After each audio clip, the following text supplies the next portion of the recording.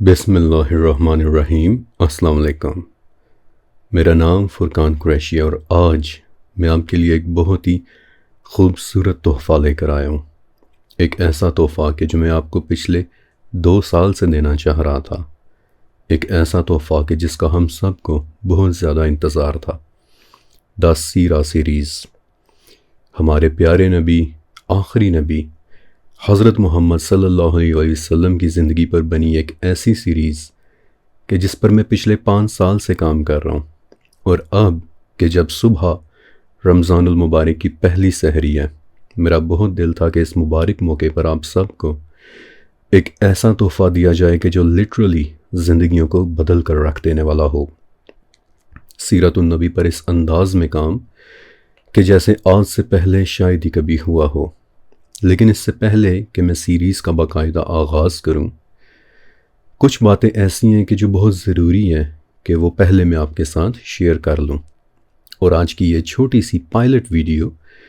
کچھ انہی باتوں کے متعلق ایک تعارفی ویڈیو ہے، جبکہ سیریز کا باقاعدہ آغاز انشاءاللہ پھر اگلی قسط سے ہوگا کہ جو انشاءاللہ چند دن کے بعد ریلیز ہو جائے گی۔ دیکھیں، سیرہ یہ ایک بہت سپیشل ٹاپک ہے، اور اس پر کام بھی میں بہت ہی سپیشل انداز میں کرنا چاہتا تھا، بالکل مختلف انداز میں، منفرد انداز میں، اس طرح کہ سیرہ کے متعلق تو آپ کو بتاؤں، لیکن اس زمانے کے قدیم ڈاکیومنٹس کے ذریعے اس دور کی ایک جھلک بھی دکھاؤں۔ مثلاً یہ کہ نبی علیہ السلام کے دور میں آپ کا عرب اور ہمارا پاکستان اور انڈیا کیسا ہوا کرتا تھا۔ جب یہاں کے تاجر اور مسافر عرب جاتے اور صحابہ کرام سے ملتے تو اس ملاقات کو اور ان لوگوں کو وہ لوگ کس طرح ڈسکرائب کرتے تھے۔ جب یہاں کے مسافر نبی علیہ السلام سے ملتے تھے تو واپس آ کر وہ لوگ کیا بتاتے تھے۔ اب سیرہ ایک بہت بڑا ٹاپک ہے، اس میں نبی علیہ السلام کی زندگی کا ہر پہلو کور ہونا چاہیے۔ آپ علیہ السلام کا بچپن کیسا گزرا، آپ علیہ السلام کی جوانی کیسی تھی، نبوت سے پہلے آپ علیہ السلام اپنے دن اور رات کیسے گزارتے تھے، یا پھر نبوت کے بعد آپ علیہ السلام کو کن کن چیلنجز کا سامنا کرنا پڑا تھا، گھریلو زندگی میں آپ کیسے تھے، یا پھر آپ علیہ السلام کے دوستوں اور رشتہ داروں نے آپ کے متعلق کتنے حیرت انگیز واقعات سنائے ہیں۔ نبی علیہ السلام کی زندگی کے 63 سالوں پر پھیلے ان واقعات کو مستند طریقے سے صرف ایک جگہ اکٹھا کر لینا یہ اتنا آسان نہیں تھا، یا ایٹ لیسٹ مجھ جیسے ایک شخص کے لیے کہ جو تمام کا تمام کام اکیلے کر رہا ہے۔ آپ یہاں سے اندازہ لگائیں کہ امام ابو عیسیٰ رحمۃ اللہ علیہ، کہ جنہیں آپ امام ترمذی کے نام سے بھی جانتے ہیں، انہوں نے کئی سال لگا دیے، لیکن پھر بھی آپ نبی علیہ السلام کے صرف حلیہ مبارک اور چند مزید معلومات کو ہی کور کر پائے تھے، کہ جس پر پھر آپ نے ایک کتاب لکھی تھی، شمائل ترمذی۔ اسی طرح سیرہ کی کوئی ایک کتاب ایسی نہیں ہے کہ جس میں آپ کو تمام کی تمام سیرہ مل جائے۔ کوئی کتاب آپ علیہ السلام کے اخلاق پر زیادہ توجہ دیتی ہے، کوئی کتاب آپ علیہ السلام کو پیش آنے والی مشکلات کی زیادہ بات کرتی ہے، کوئی کتاب مغازی اور فتوحات کی داستان بیان کرتی ہے، جبکہ کوئی کتاب آپ علیہ السلام کی نبوت کے دلائل اور آپ کے معجزات پر زیادہ فوکسڈ ہوتی ہے۔ اس لیے بعض اوقات کوئی انفارمیشن ایک کتاب میں تو مل جاتی ہے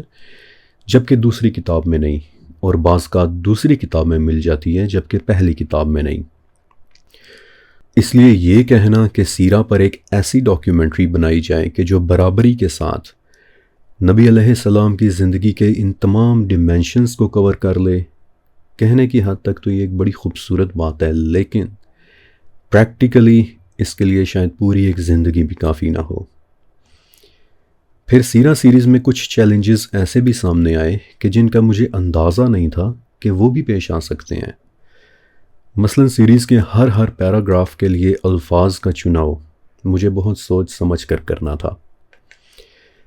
ایز ابو سو بلو سیریز کی ایک قسط کے دوران مجھے یاد ہے کہ میں نے آپ کو نبی علیہ السلام کے بچپن کا ایک واقعہ سنایا تھا، تو اس میں ایک لفظ استعمال ہوا تھا، ننھے۔ تو اس پر میں نے کچھ کمنٹس دیکھے کہ ننھے کا لفظ نامناسب ہے، معیوب ہے۔ تو میں بڑا حیران ہوا تھا، کیونکہ اس وقت ننھے حضور کے نام سے تو مارکیٹ میں باقاعدہ ایک کتاب موجود ہے کہ جو نبی علیہ السلام کے بچپن کے متعلق ہے، تو ننھے یا چھوٹے کے الفاظ کا استعمال کیے بغیر کوئی شخص نبی علیہ السلام کے بچپن کی باتیں کیسے کر سکتا ہے؟ It is not possible. بہرحال ان کمنٹ سے مجھے اندازہ ہو گیا کہ سیرہ سیریز کے لیے نہ صرف مجھے 63 سالوں پر پھیلے مستند واقعات کو ایک جگہ اکٹھا کرنا ہوگا، بلکہ ایسے الفاظ کے ساتھ اکٹھا کرنا ہوگا کہ جو محفوظ اور محتاط ہوں۔ لیکن سیرہ پر کام کے دوران جو چیلنج سب سے بڑا چیلنج بن کر سامنے آیا اور ابھی بھی ہے اور آپ دیکھیں گے کہ آگے بھی ہوگا، وہ ہے ایک خاص طرح کی آڈینس کہ جو سیرہ کے ہر واقعے کو سن کر کہتی ہے کہ اس واقعے میں اختلاف ہے۔ آپ یقین کریں کہ الحمدللہ فرقان قریشی بلاگز پر اب تک میں 7 سیزنز بنا چکا ہوں، اور اللہ کا شکر ہے کہ جب بھی کبھی کوئی واقعہ سنایا ہے تو ہمیشہ اس کا ریفرنس پیش کیا ہے۔ واللہ مجھے وہ دن نہیں بھولتا کہ جب 2 لائنز کی ایک چھوٹی سی روایت بتانے کے لیے میں نے 9.5 گھنٹے لگا کر اس کا ریفرنس ڈھونڈا تھا، کیونکہ مجھے یقین تھا کہ سب اس کا ریفرنس پوچھیں گے، کیونکہ وہ بات ہی ایسی تھی کہ ایک شخص نبی علیہ السلام کے پاس آیا اور کہنے لگا کہ یا رسول اللہ صلی اللہ علیہ وآلہ وسلم، میں نے آسمان سے ایک عجیب چیز کو نیچے اترتے دیکھا اور میرا بڑا دل کیا کہ میں اس سے باتیں کروں، لیکن پھر میں ڈر گیا اور وہ چیز کوئی پرندہ نہیں تھی۔ یہ روایت میں نے آپ کو حیرت کے دروازے سیریز میں بھی سنائی تھی، اور اس کا صرف ریفرنس ڈھونڈنے میں مجھے تقریباً 9.5 گھنٹے لگ گئے تھے۔ ریفرنس پوچھنا آپ کا حق ہے اور بتانا میرا فرض، لیکن سیرہ سے متعلق جب بھی میں نے کبھی کوئی واقعہ سنایا ہے تو چاہے میں کتنے ہی ریفرنسز کیوں نہ پیش کر دوں، ہمیشہ ایک خاص کمیونٹی کی طرف سے بڑے سخت کمنٹس آئے ہیں کہ جی میں اس واقعے کو نہیں مانتا کیونکہ اس واقعے میں اختلاف ہے۔ اب مسئلہ یہ ہے کہ ایسے کمنٹس پڑھ کر پھر باقی فیملی ممبرز بھی پریشان ہوتے ہیں کہ پتہ نہیں شاید اختلاف کا مطلب کہیں یہ تو نہیں کہ یہ واقعی غلط ہوگا۔ مثلاً وہ ہیرا راہب والا واقعہ کہ جس نے نبی علیہ السلام کو بچپن میں دیکھ کر کہا تھا کہ یہ بچہ آگے چل کر ایک نبی بنے گا، اسے یہودیوں سے بچا کر رکھنا۔ انشاءاللہ سیریز کے دوران وہ واقعہ میں آپ کو پوری تفصیل کے ساتھ سناؤں گا بھی، لیکن ایک مرتبہ پہلے کسی موقع پر جب میں نے یہ واقعہ مختصراً سنایا تھا تو اس ٹائم بھی کچھ کمنٹس آئے تھے کہ یہ کیسے ہو سکتا ہے کہ ایک راہب نے نبی کی نبوت کا بتایا ہو، لہٰذا میں اس واقعے کو نہیں مانتا۔ حالانکہ یہ واقعہ سیرہ کی ہر کتاب میں موجود ہے، بس یہ لوگ واقعے کو مس انڈرسٹینڈ کر جاتے ہیں۔ پھر اسی طرح لبید ابن عاصم والا واقعہ کہ جو جادو والے واقعے میں انوالوڈ تھا، اس پر بھی اس کمیونٹی نے رد عمل دیا کہ میں اس واقعے کو نہیں مانتا، حالانکہ یہ واقعہ 20 سے زیادہ حدیثوں میں موجود ہے۔ پھر ورقہ ابن نوفل والا واقعہ، اس کے اگینسٹ بھی اعتراض، بلکہ مجھے یاد ہے کہ ورقہ ابن نوفل والا واقعہ تو شاید ہمیں 4th کلاس میں ہی پڑھنے کو مل گیا تھا کہ کیسے جب پہلی وحی کا نزول ہوا تو حضرت خدیجہ رضی اللہ تعالیٰ عنہا آپ علیہ السلام کو اپنے کزن ورقہ ابن نوفل کے پاس لے کر گئی تھی کہ جو انجیل کے ایک بہت بڑے عالم تھے۔ یہ واقعہ ہم سب نے بچپن میں سن رکھا ہے اور یہ سیرہ کی تقریباً ہر کتاب میں موجود ہے، لیکن اس کے اگینسٹ بھی اعتراض کہ میں نہیں مانتا کہ ایک عیسائی نے نبی علیہ السلام کی نبوت کو کنفرم کیا ہو، یہ واقعہ جھوٹا ہے، من گھڑت ہے۔ بلکہ پہلی وحی کے اگینسٹ بھی اعتراض ہوتا ہے۔ آپ شاید میرا یقین نہ کریں، لیکن آج اس وقت پہلی وحی پر بھی اختلاف ہے کہ وہ کون سی تھی۔ ایک کمیونٹی کہتی ہے کہ اقرأ باسم ربک الذی خلق، یہ پہلی وحی تھی، اور دوسری کمیونٹی اس پر بھی اختلاف رکھتے ہوئے کہتی ہے کہ نہیں، یہ نہیں تھی۔ وہ کہتے ہیں کہ جبرائیل علیہ السلام کے غار حرا میں آنے والا واقعہ سرے سے ہوا ہی نہیں تھا۔ اس طرح آخری وحی پر بھی اختلاف ہے۔ ایک کمیونٹی کہتی ہے کہ الیوم اکملت لکم دینکم والی آیت آخری وحی تھی، جبکہ دوسری کمیونٹی کہتی ہے کہ نہیں، مجھے اس سے اختلاف ہے۔ یوسی امت اس ٹائم اختلافات میں بٹی پڑی ہے، فرقوں میں ٹوٹی پڑی ہے، اور دکھ کی بات یہ ہے کہ ہر ایک کا ماننا ہے کہ جو اس نے سنا ہے یا جو اس نے پڑھا ہے بس وہی سچ ہے، اس کے علاوہ وہ کسی اور بات کو سننے کے لیے تیار ہی نہیں ہے۔ تو میں سوچتا تھا کہ پھر میں کون سی سیرہ سناؤں، اس طرح تو بہت مشکل ہو جائے گی۔ تو کچھ فیملی ممبرز نے مشورہ دیا کہ فرقان آپ سیرہ پر کام کریں،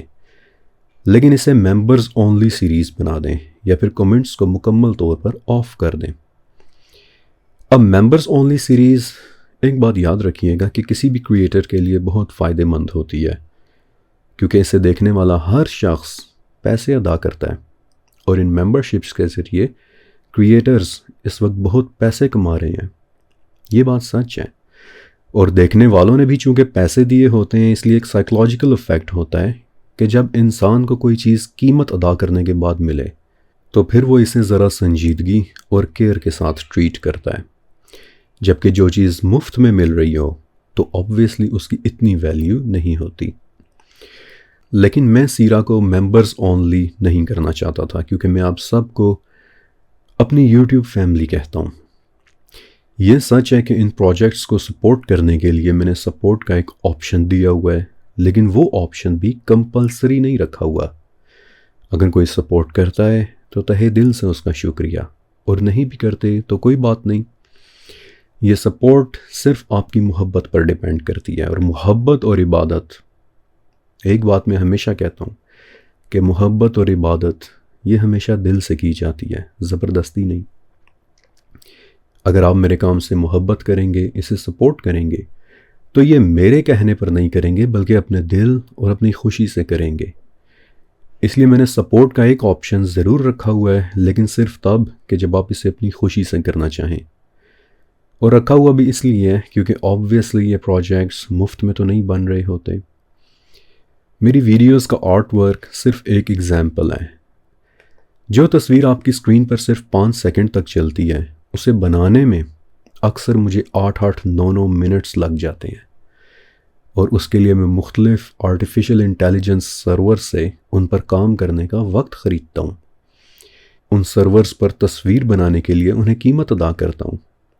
بعض اوقات کوئی تصویر زیادہ مشکل ہوتی ہے، پہلے رزلٹ سے دل مطمئن نہیں ہوتا، تو اسے بہتر بنانے کے لیے بار بار کوشش کرتا ہوں۔ ایسا نہیں ہے کہ بس سوچا اور تصویر بن کر سامنے آ گئی، نو، بلکہ یاجوج ماجوج اور ذوالقرنین سیریز کی تصویریں تو شاید سب سے زیادہ مشکل تھیں، کیونکہ اس سیریز میں بڑی ہی اسپیسیفک چیزیں چاہیے ہوتی تھیں۔ یاجوج و ماجوج ایک ایسی اگریسو مخلوق کہ جو ایک غار کے اندر ہوں، ان کے لمبے لمبے کان ہوں اور وہ دیوار کو چاٹ رہے ہوں، اور وہ دیوار بھی ایسی ہو کہ وہ پرانے لوہے کی بنی ہوئی ہو اور ایک غار کے دہانے پر ہو، اور اس کے گرد موٹے موٹے رسے ہوں۔ یو سی، ہر چیز اسپیسیفک چاہیے تھی، یا پھر ایک ایسا گاؤں کہ جس کی ہر چیز لوہے کی بنی ہوئی ہو۔ اس سیریز کی کچھ تصویریں ایسی تھیں کہ آپ یقین کریں کہ وہ بنانے میں شاید آدھا گھنٹہ بھی لگ گیا تھا، اور اب آپ امیجن کریں کہ کسی ویڈیو میں اگر 150 تصویریں ہیں، یعنی کہ 150، کہ جو نارملی میری ویڈیوز میں ہوتی بھی ہیں، جو 40 منٹس کی ویڈیو آپ دیکھتے ہیں اس میں تقریباً 120 سے لے کر 150 کے درمیان تصویریں ہوتی ہیں، تو انہیں بنانے میں 3 سے 4 دن لگ جاتے ہیں، اور میں ان تمام دنوں کے دوران تصاویر بنانے والے آرٹیفیشل انٹیلیجنس سرورز کو ان کی قیمت ادا کرتا ہوں۔ پھر کتابیں، جن کتابوں کے میں آپ کو نام بتاتا ہوں، وہ کتابیں انٹرنیٹ پر نہیں بلکہ بہت ساری لائبریریز کو جاننے کے بعد ملتی ہیں۔ پھر وہ کتابیں بھی بہت مہنگی ہوتی ہیں، صرف تاریخ دمشق کا سیٹ ہی 1 لاکھ روپے کا ہے۔ تو اس طرح کے اخراجات ہیں کہ جن کی تکمیل کے لیے میں نے ایک سپورٹ کا آپشن دیا ہوا ہے، لیکن وہ بھی میں یہی کہتا ہوں کہ کرنا چاہیں تو ٹھیک، ورنہ کوئی بات نہیں، I still love you all۔ لیکن سیرت النبی تو ایک ایسا پروجیکٹ ہے کہ جسے ممبرز اونلی نہیں بلکہ لازمی طور پر ہر خاص و عام تک پہنچنا چاہیے۔ اور پھر یہیں سے سامنے آتا ہے ایک اور چیلنج۔ دیکھیں، جب ہم ہر خاص و عام کی بات کرتے ہیں تو پھر ان میں ہر طرح کے دیکھنے اور سننے والے موجود ہوتے ہیں، بہت زیادہ علم والے بھی اور سطحی علم والے بھی۔ مجھے یاد ہے کہ ایک مرتبہ میں نے آپ کو وہ روایت سنائی تھی کہ سورہ اخلاص کو ایک سرٹن ٹائم پر پڑھنے سے اللہ تعالیٰ آپ کو اس قدر مال و دولت عطا فرماتا ہے کہ آپ کے پڑوسیوں تک کو اس مال کی موجودگی کا احساس ہونے لگ جاتا ہے۔ اب اس روایت پر کسی نے پوچھا کہ جی، ایلون مسک تو سورہ اخلاص نہیں پڑھتا، تو اس کے پاس اتنا مال و دولت کیسے آ گیا؟ اینڈ آئی ونڈرڈ کہ اس بات کا اب میں کیا جواب دوں۔ خاص و عام میں پھر ہر طرح کے ویورز ہوتے ہیں، تو سیرہ جیسے سینسٹیو اور گہرے ٹاپک کو سننے اور سمجھنے کے لیے کچھ بنیادی آداب بہت ضروری ہیں۔ یاد رکھیے گا کہ علم دودھ کی طرح ہوتا ہے۔ دودھ کو اگر آپ کسی ایسے برتن میں ڈالیں گے کہ جو پاک نہیں ہے یا گندا ہے تو وہ دودھ فوراً سے پھٹ جائے گا، وہ خراب ہو جائے گا۔ اسی طرح علم اگر کسی ایسے انسان تک پہنچے کہ جسے علم کی کوئی طلب ہی نہیں ہے، یا وہ اسے صرف ایک مذاق یا پھر ٹائم پاس سمجھتا ہے، تو وہ علم اسے پریکٹیکلی کوئی فائدہ نہیں دے گا، بلکہ الٹا اس شخص کو یہ لگنے لگے گا کہ یہ تو میرا وقت ضائع ہو رہا ہے، میں تو بور ہو رہا ہوں، وغیرہ وغیرہ۔ بہرحال ان سب باتوں سے ہٹ کر آپ سب میرے ویورز نہیں ہیں بلکہ میری فیملی ہیں۔ فرقان قریشی بلاگز ایک فیملی ہے، یہ میں ہمیشہ کہتا ہوں، اور اس کے ممبرز مجھ سے بہت پیار کرتے ہیں، علم سے محبت رکھتے ہیں، اور جواب میں بھی ان سے بہت پیار کرتا ہوں۔ اور اسی لیے پھر میں نے ڈیسائیڈ کیا کہ اس رمضان المبارک میں اللہ کا نام لے کر ہم سیرہ جیسے ایک خوبصورت سیزن کا آغاز کرتے ہیں، اور اب انشاءاللہ اگلی قسط کے ساتھ سیریز کا باقاعدہ آغاز ہوگا، اور اسے تیار کرنے کے لیے میں نے 17 موسٹ آتھینٹک اور سیرہ کی موسٹ مستند کتابوں کا مطالعہ کیا ہے، دن رات لگا کر ان سے نوٹس بنائے ہیں، پھر اس زمانے کی قدیم کتابوں کو ڈھونڈا ہے کہ جو آپ علیہ السلام کے دور یا پھر اس کے فوراً بعد لکھی گئی تھیں۔ نبی علیہ السلام کی زندگی سے جو بھی واقعات میں آپ کو سناؤں گا وہ تمام واقعات ان کتابوں میں لکھے ہوئے ہیں، موجود ہیں۔ انشاءاللہ ہمیشہ کی طرح آپ کو ان کا ریفرنس بھی ملے گا کہ کون سی بات کس کتاب میں لکھی ہوئی ہے، کیونکہ میرا کام ہے پہنچانا، منوانا نہیں۔ لیکن سب سے دلچسپ بات کہ جو میری سیریز کو سب سے منفرد بنائے گی وہ یہ کہ انشاءاللہ میں ایک بہت سادہ اور آسان سی سمجھ آنے والی زبان استعمال کروں گا کہ جس کی وجہ سے آپ خود کو بالکل اسی زمانے کے اندر محسوس کریں گے۔ آپ ان واقعات کو اپنی خود کی زندگی کے ساتھ ریلیٹ کر پائیں گے۔ آپ کو لگنے لگے گا کہ واقعی یہ تو ایسے ہے کہ جیسے سب کچھ میری آنکھوں کے سامنے ہو رہا ہو۔ اور سونے پر سہاگا کہ انشاءاللہ سیرہ سنانے کے ساتھ ساتھ جہاں بھی مناسب ہوا وہاں میں ان واقعات کا آرٹ ورک بنا کر بھی آپ کے ساتھ شیئر کروں گا کہ جس سے آپ کو اس دور کو سمجھنے میں بہت آسانی ہوگی۔ اور اس طرح سے یوٹیوب پر پہلے شاید ہی کبھی سیرہ بیان ہوئی ہو۔ تو چلیں آئیں پھر شروع کرتے ہیں ہم دا سیرت النبی سیریز، کہ جسے دیکھنے کے لیے میں اور آپ ہم دونوں